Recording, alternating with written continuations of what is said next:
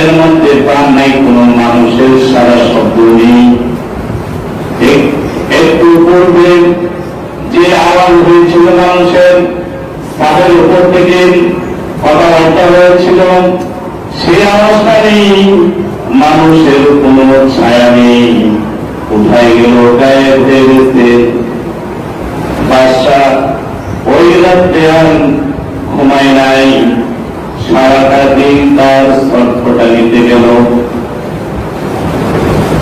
আবার যখন দুটো রাত্রিতে ঘুমিয়ে গেলেন, ঘুমাবেন এমন সময় হঠাৎ করে লক্ষ্য করলেন সাদা শুভ্র পোশাক পরিহিত অবস্থান একজন বৃদ্ধ লোক বাদশার সামনে এসে উপস্থিত। বাদশা আশ্চর্য হলেন, জিজ্ঞেস করলেন, আপনি কে? লোকটি এবার বলেন, আমি হলাম একজন মুসাফির। কি চাই, কি জন্য এখানে এসেছ? আমি রাত্রি যাপনের জন্য এই মুসাফির খানার মধ্যে আসছি। বাদশা এবার বলে, তুমি ভুল করছ, এটা মুসাফির খানা না, এটা শাহী মহল। লোকটি আবার বলে, না না, এটা মুসাফির খানা। বাদশা বলে, না না, এটা শাহী মহল, এটা রাজা বাদশাহের মহল। বারবার তর্ক হইতেছেন। এবার মুক্তি বলে, আমি দলিল দিয়ে আপনাকে আমি প্রমাণ করবো এটা মুসাফির খানা। ঠিক আছে, বলেন তাহলে। এবার বিদ্যুৎ প্রশ্ন করে ইব্রাহিমকে আহ্বান করেন, বাদশা মহারাজ আপনি বলেন, এই শাহী মহলের মধ্যে আপনার আগে কে ছিল? বাদশা বলে, কেন, আমার বাবা ছিল। কোথায় গেছেন? আমার বাবা এই পৃথিবী থেকে চলে গেছেন, তিনি মৃত্যুবরণ করছেন। তার আগে কে ছিলেন? তার আগে আমার দাদা ছিলেন। তার আগে কে ছিলেন? তার আগে আমার দাদার বাবা ছিল। তার আগে কে ছিলেন? এমন ভাবে বলতেছেন। তারপরে বলতেছে, বাদশা আপনাকে প্রশ্ন করি, আপনি যদি মৃত্যুবরণ করেন তাহলে এই শাহী মহলের মধ্যে থাকবে কে? এবার ইব্রাহিম ইবনে আদহাম বলেন, কেমন এই শাহী মহলের মধ্যে আমার সন্তানরা থাকবেন, আমার সন্তান থাকবেন। বাদশা এবার বলেন, আপনার সন্তানের পরে কে থাকবেন? আমার নাতি থাকবেন। আপনার নাতির পরে কে থাকবেন? আমার নাতির সন্তান থাকবেন। এমনই ভাবে পর্যায় করে অধস্তন উর্ধস্তন সব কিছু বললেন। বলার পরে এবার বৃদ্ধ লোকটি বলে, বাদশা মহারাজ আমি প্রমাণ করলাম, বলেন এই যে আপনার উর্ধস্তন এবং অধস্তন, লোক বলেন চলে যাবেন, ওরা কিন্তু এই মহলের মধ্যে স্থায়ী কোন বাসিন্দা। বাদশা বলে, না, কেউ স্থায়ী বাসিন্দা না। যদি স্থায়ী বাসিন্দা না হয় তাহলে আপনি এইটাকে, এই মহলটাকে আপনি কিভাবে শাহী মহল করেন? যেহেতু আপনার পূর্বে আপনার বাবা ছিল না, আপনার বাবা ছিলেন, তারপরে তার বাবা ছিল, তার পূর্বে তার দাদা ছিল, সবাই দুনিয়া থেকে চলে গেছেন। আপনার বড়, আপনার সন্তান, তার সন্তান, তার সন্তান, সবাই একদিন চলে যাবে। তাহলে কেউ এই পালাখানার মধ্যে, এই দুনিয়ার মধ্যে স্থায়ী না। সেই জন্যে আমি বলছি এটা মুসাফির খানা। আল্লাহ নবী মুহাম্মদ আরবি সাল্লাল্লাহু আলাইহি ওয়াসাল্লাম তিনি বলেছেন, বলুন في الدنيا كأنك غريب أو عابر سبيل দুনিয়ার মধ্যে এমন ভাবে প্রস্তুতি নিয়ে থাকো তুমি কান্নাকা গালিবন যেন তুমি একজন মুসাফির, যেন তুমি একজন পথিক। ওই তুমি এমন ভাবে যেতে হবে সেই জন্য প্রস্তুতি নিয়ে থাকো কান্নাকা গালিবন যেন তুমি মুসাফির আওয়াবির সাবিল, অথবা যেন তুমি একজন পথিক। আল্লাহর নবীও এটা বলছেন, প্রস্তুতি নিয়ে থাকতে হবে একজন মুসাফিরের ন্যায়। যেমন মুসাফির বেশি কিছু নিতে পারে না, এক জায়গা থেকে আরেক জায়গার মধ্যে স্থানান্তরিত হলে বেশি কিছু নিতে পারে না, গুরুত্বপূর্ণ জিনিসগুলি সে নেই। একজন পথিক বেশি কিছু নিতে পারে না, গুরুত্বপূর্ণ বিষয়গুলি নিয়ে জিনিসগুলি নিয়ে সে রওনা দেয়। ঠিক তেমনি ভাবে দুনিয়ার মধ্যে তুমি থাকবেন, সব কিছু হবেন, সবাই চলবেন, কিন্তু তোমার প্রস্তুতি নিয়ে থাকতে হবে একজন মুসাফির, একজন পথিকের মেয়ে। এই কথা বলেন, সাথে সাথে বৃদ্ধ লোকটি অদৃশ্য হয়ে গেল, গায়েব হয়ে গেল। ইব্রাহিম ইবনে আদহাম তিনি আশ্চর্য হয়ে গেলেন, তিনি আবার ভাবনার মধ্যে পড়ে গেলেন। ইব্রাহিম ইবনে আদহাম ভাবনার মধ্যে পড়ে তিনি বুঝতে পারলেন যে এটা কোন মানুষ না, অথবা আল্লাহ তাআলার পক্ষ থেকে আমাকে সতর্ক দিতেছে, সতর্কবাণী আমাকে করতেছেন। সেই জন্য ইব্রাহিম ইবনে আদহাম রাহমাতুল্লাহি আলাইহি তিনি আর কোন চিন্তা ফিকির করলেন না। তিনি সেই রাত্রির বেলায় নিজের শাহী কম্বল খান গায়ের মধ্যে জড়িয়ে যখন বের হবেন, তখন দেখতেছেন একজন পাহারাদার একটা ভাড়া ছেড়া একটা কম্বল গায়ে দিয়ে নাক টেনে টেনে ঘুমাইতেছে।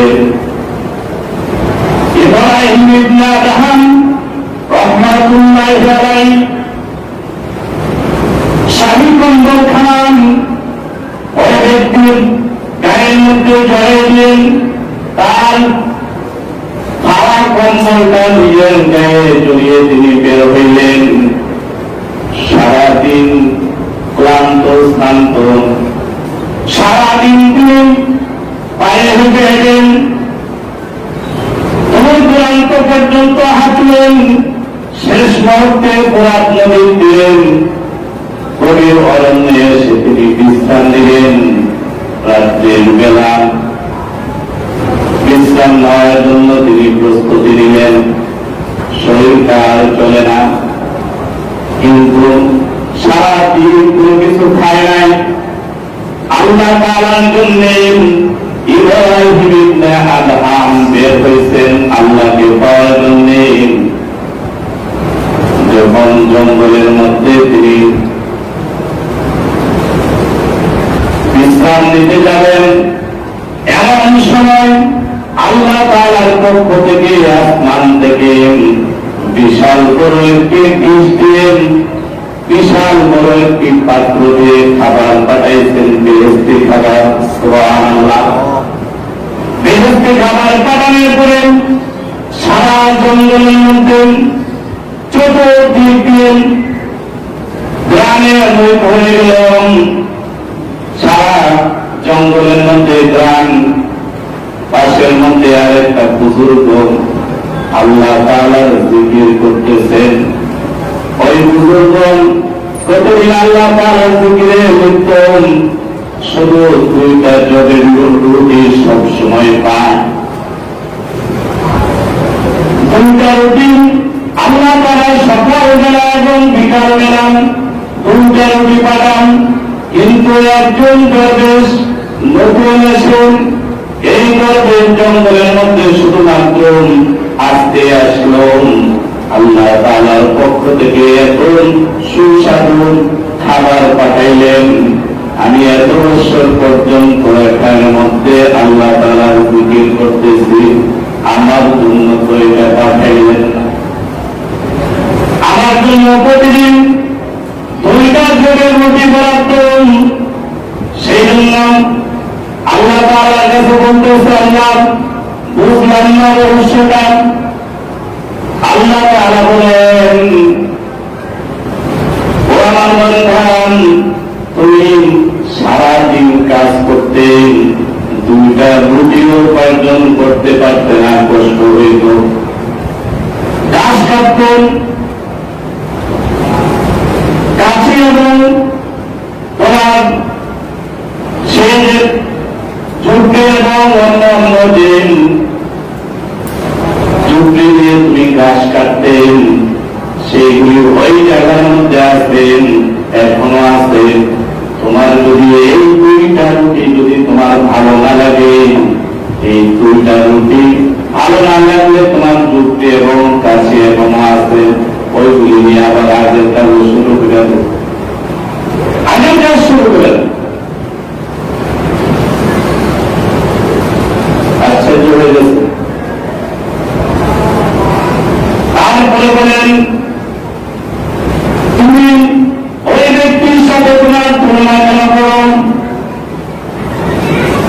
ওই ব্যক্তিটা বিশাল বড় রাশিয়ার অন্তর্গত ফলক্ষণ রাজ্যের বাদশা ছিলেন। তার এমন কোন নিয়ামতের কোন ঘাটতি ছিল না, সবকিছুই তার রাজ্যের মধ্যে ছিল। কিন্তু টাকার পরেও এই ফলক্ষের বাদশা সবকিছু ছেড়ে দিয়ে আমার জন্য বের হয়ে গেছে। আর তুমি আগেই গরিব ছিলাম, আগেই গরিব ছিলাম, দুইটা রুটি তোমার ব্যবস্থা হতো না, তাহলে তোমার আমি দুটা রুটি দিচ্ছি। আগে সারাদিন খাটুনি খেতে তুমি দুইটা রুটি তোমার রুটির ব্যবস্থা হইতো, আর এখন বসে বসে দুইটা রুটি পাও, তাহলে দেখে না না ভালো লাগলো তাও ওইটা আছে ওই পাশে তোমার রুটি আর কাছে আসলে কিছু মানুষ এমন আসছে না, ও যেমন ওই চিন্তা করতো না। আল্লাহ রাসূল বলছেন, তুমি যেমন তোমার নিচের মানুষের থেকে নিচে তোমার নিচে যে আছে তার চিন্তা করো, উপরে চিন্তা করো না, ঠিক কিনা? উপরে চিন্তা করলে হিংসা লাগবে, আল্লাহ না শুনতে হবে। কিছু মানুষ এমন আছে, আমি ও এমন বাবু চলতেছে, ও এটা ও সেটা, আমার তো নাই, আরে তোর এমন নাই, ওইটা চিন্তা করছিল আল্লাহ কাছে বল। এই মন মানসিকতার অনেক মানুষ আছে, পরিস্থিতি তো আল্লাহ এখানের মধ্যে মাধ্যমে জানাই দিলেন, তোমার সেই জায়গার মধ্যে তোমার যুগ নিয়ে আছে, কাছে আছে, তোমার যদি মনে চায় আগের মতন খাতে খেতে খাওয়ার জন্য এখন দুইটা জবের রুটি দিচ্ছি, ভালোভাবে খাইতে মনে চায় না, কাজ করে খাও। আর এই লোকটা বাদশাহী ছেড়ে আসছে, আর এইসব খানা খাওয়ার অভ্যাস নাই, সেই জন্য বাদশাহী ছেড়ে আমার বিদেশে ভাবিত হয়েছে। আমি আল্লাহ তাআলা যেহেতু বাদশাহী ছেড়ে আসছে, বাদশাহী খানায় চাইলাম, যে যে হালতে আসে আল্লাহকে রাখে, আল্লাহ তাআলা সে হালতে তার রাখবে, হিংসার কোনো কিছু নাই। একজন বন্ধু যদি আল্লাহর জন্য বিলীন হয়ে যায়, তার সব পয়সা করে দিবে, সব পয়সা করে দিবে।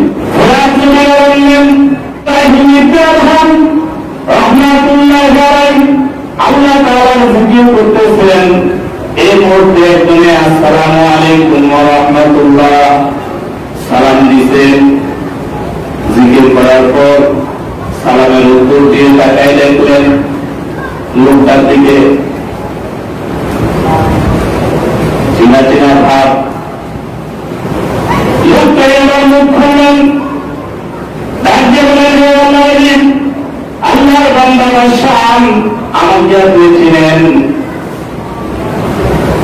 আমি আপনার ছাদের উপরে প্রথম দিন যে আওয়াজটা দিয়েছিলাম, আমি সেই আওয়াজটা দিয়েছিলাম। দ্বিতীয় দিন আপনাকে আপনার শাহী মহল মুসাফির খানা প্রমাণিত করে দিয়েছিলাম। আমি সেই ব্যক্তি, আমি হইলাম খিজির, হযরতে খিজির। সুবহানাল্লাহ বলেন। আমি হইলাম খিজির। সুতরাং আল্লাহ তাআলা আমাকে এমন ক্ষমতা দিয়েছেন, আমি যে দোয়াটা করি সেই দোয়াটা আল্লাহ তাআলা কবুল করেন। সুতরাং আপনি আমার থেকে দোয়া কবুল করাইলেন। ইব্রাহিম ইবনে আদহাম রাহমাতুল্লাহ আলাইহি বলেন, ঘর সালাম, বাড়ি সালাম, প্রসাদ সালাম আল্লাহ তাআলার জন্য, আল্লাহকে পাওয়ার জন্য। সুতরাং আমি আল্লাহ তাআলার জন্যই তো বের হয়ে আসছি। সুতরাং আমি কোন মানুষের থেকে দোয়া কবুল করাইব না। আমি আল্লাহ তাআলার থেকে আমার সব কিছু আমি চেয়ে নিব। বলি সুবহানাল্লাহ। আমি আল্লাহ তাআলার থেকে চেয়ে নিব, তোমার থেকে না। খেজুরকে পর্যন্ত ফিরে দিচ্ছে ইব্রাহিম ইবনে আদহাম। রাষ্ট্রের বাইরে চলে না, রাষ্ট্রের চতুর্দিকে হাহাকার, যে বাদশা নাই, বাদশা না থাকার কারণে প্রেসিডেন্ট শাসিত অঞ্চল বলক ছিল, তৎকালীন প্রধানমন্ত্রী শাসিত না। প্রেসিডেন্টের ক্ষমতা ছিল বেশি। প্রেসিডেন্ট যেহেতু নাই, রাষ্ট্রের পরিস্থিতিও খারাপের দিকে যাইতেছেন। মানুষ রাষ্ট্রপতিকে তালাশ করতেছে। শেষ পর্যন্ত রাষ্ট্রপতিকে বের করার দায়িত্ব তার এসে প্রধানমন্ত্রীর কাছে পড়ল। এবার প্রধানমন্ত্রী, এই প্রধানমন্ত্রী তিনি বের হয়ে গেলেন রাষ্ট্রপতিকে বের করার জন্য। সেই জায়গার মধ্যে প্রধানমন্ত্রী দিলেন, কিন্তু প্রধানমন্ত্রী সারা দেশ তালাশ করতে করতে সেই জায়গার মধ্যে গিয়ে উপস্থিত। গিয়ে দেখলেন প্রধানমন্ত্রী বাদশাহ সেই জায়গার মধ্যে একটা ছেঁড়া ফাড়া একটা কম্বল তার গায়ের মধ্যে জড়িয়ে আমার আল্লাহ তাআলার জিকিরের মধ্যে মগ্ন, জিকির করতেছেন। দূর থেকে প্রধানমন্ত্রী শুধু তার জিকির, শুধু তার জিকিরের মজাটা, স্বাদটা আহরণ করতেছেন। এত সুন্দর জিকির, এত মজা আল্লাহ তাআলার জিকির। আমার হযরত ইব্রাহিম ইবনে আদহাম রাহমাতুল্লাহি আলাইহি আল্লাহ তাআলার জিকিরের মধ্যে মগ্ন। এমন ভাবে তিনি তিলাওয়াত জিকির করতেছেন। মন্ত্রী দাঁড়িয়ে দাঁড়িয়ে এই জিকিরটা শুনতেছেন। তাকে আর কোন আল্লাহ তাআলার জিকির থেকে আর কোন বাধা প্রদান করে না। যখন জিকির শেষ হয়েছে, আল্লাহ তাআলা সামনে গিয়ে সালাম দিয়ে বলেন, ও আমাদের রাষ্ট্রমহারাজ, আপনি দীর্ঘদিন পর্যন্ত রাষ্ট্র ত্যাগ করেন, রাষ্ট্র থেকে আপনি চলে আসছেন এখানের মধ্যে জনগণ হাহাকার করতেছে। জনগণ আপনার জন্য সবাই পাগল পারা হয়ে গেছে। রাষ্ট্র এখন চলে না, আমরা রাষ্ট্রের ভার সহ্য করতে পারতেছি না।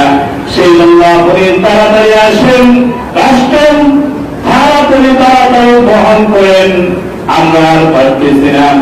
পয়সা বলেন, মন্ত্রী সাহেব আমার অনেক সমস্যা রয়েছে, আমি সেই ভার আর বহন করতে পারবো না।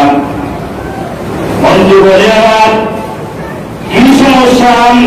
যদি আপনি অসুস্থ হয়ে থাকেন তাহলে রাষ্ট্রীয় ডাক্তার রয়েছে, ব্যক্তিগত ডাক্তার রয়েছে, আপনার হাকিম কবিরাজ যত লাগে সবাইকে লাগিয়ে আপনাকে সুস্থ করে তুলবো আমরা। সুতরাং আপনি চলুন। বাদশা বলেন, এবার না না, আমার কোন সেই শারীরিক কোন সমস্যা না, শারীরিক কোন রোগ নাই, আমার অন্য সমস্যা। ওই কি সমস্যা আপনার? ওই যে আমি যখন হঠাৎ করে আল্লাহ তাআলার কোরআনের আয়াত যখন পড়তেছিলাম, কোরআনের আয়াত যখন আমি পড়তেছিলাম, হঠাৎ করে আমার সামনে আয়াতটা আসলো, ফারিকুম ফিল জান্নাতি ওয়া ফারিকুম ফিস সাঈর।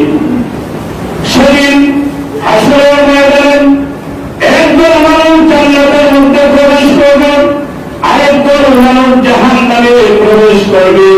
এই আয়াতটা যখন আমার সামনে আসছে, তখন আমি আর সহ্য করতে পারি না যে এই দশাটি আমার কি হবে। যদি আমি জান্নাতের মধ্যে যেতে না পারি, তাহলে এই বাড়ি করতে এই পাইপ পেয়ারা দিয়ে আমার কি হবে। সেই জন্য আমাকে অত্যন্ত ভাবিয়ে তুলেছে। তখন আমি ভয়ঙ্কর না ভেবে আমি পাড়ায় একটা কম্বল নিয়ে আমি চলে আসছি। এখন আমার এত সাপ লাগতেছে আমার আল্লাহ তাআলার ইবাদত বন্দেগী করতে।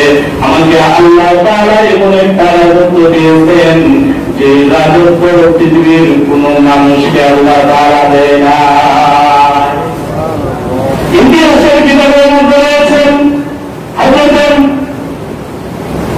ইব্রাহিম ইবনে আদহাম রাহমাতুল্লাহি আলাইহি, তিনি একটা এবং সুতা নিয়ে সেই মোতারের মধ্যে সেলাই করতেছিলেন।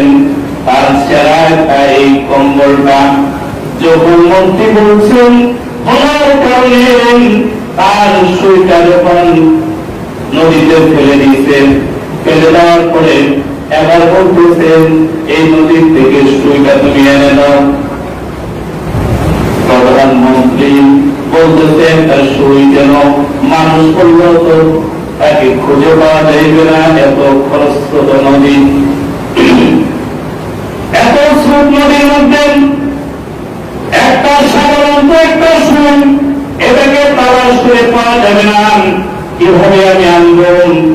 তখন ইব্রাহিম ইবনে আদহাম মাছগুলিকে হুকুম দিয়েছেন, নদীর মাছগুলিকে আমার সুই চাই। কারামাতুল আউলিয়ায়ে হাক্কুন, আকীদার কিতাবের মধ্যে আছে ওলিদের কারামত সত্য, এটা অসত্য যারা বলেন তারা আকীদা নষ্ট। আল্লাহর ওলিদের কারামতি রয়েছে, নবীদের যেমন মুজিজা আল্লাহ তাআলা দিয়েছেন অলৌকিক ঘটনা, ওলিদের জন্য দিয়েছেন আল্লাহ তাআলা কারামত। সাধারণত ইবাদত বন্দেগী যারা করেন তাদের জন্য আল্লাহ তাআলা দিয়েছেন মাওনা। আর যারা বিভিন্ন ভাবে জাদু করে তাদের তারাম, তাদের এটাকে বলা হয় ইবরাজ, ফুলমারাম। যদি মনে করা হয় যে একজন লোক ইসলামের পথে চলে না, তার মধ্যে কোন দিনের কোন কিছু নাই, কিন্তু সে আকাশ দিয়ে উড়ে যাইতেছে, নদীর মধ্যে দিয়ে হালকা যাইতেছে, তাই এইভাবে কেউ তাকে আল্লাহর ওলি বলা যাইবে না, এটা হবে ইবরাজ। যখন মাছগুলিকে বলছেন, প্রত্যেকটা মাছের মুখের মধ্যে সুই, স্বর্ণের সুই। সুবহানাল্লাহ বলেন, স্বর্ণের সুই, ইতিহাসের কথা, স্বর্ণের সুই। ইব্রাহিম ইবনে আদহাম বলেন, আমি এই সুই চাই না, আমি চাই আমার যে লোহার সুই আছে ওই লোহার সুইটাই আমি চাই, অন্য কোন সুই চাই না। একটা মাছ প্রতিদিন ওই সুইটা আবার নিয়ে আসবেন। মন্ত্রী দিকে আশ্চর্য হয়ে গেছেন।